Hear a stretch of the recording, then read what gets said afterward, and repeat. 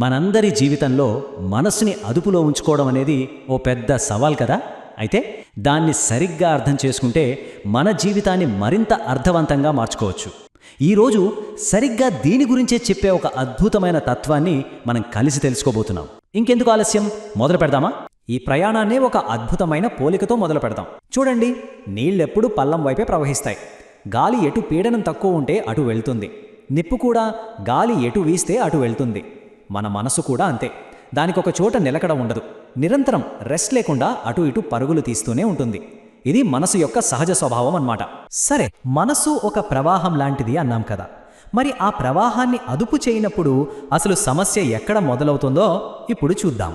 మనసుని కంట్రోల్ చేయడం అంత తేలికైన పనేం కాదు, అస్సలు కాదు.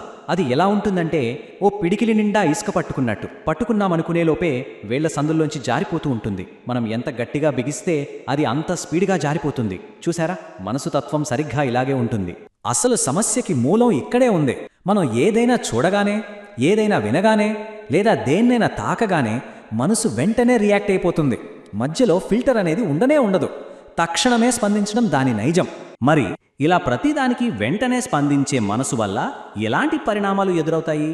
ముఖ్యంగా మనం తీసుకునే తొందరపాటు నిర్ణయాలు ఎప్పుడు చాలా ప్రమాదకరంగా మారతాయో ఇప్పుడు తెలుసుకుందాం. ఒక్కసారి ఈ పరిస్థితుల గురించి ఆలోచించండి.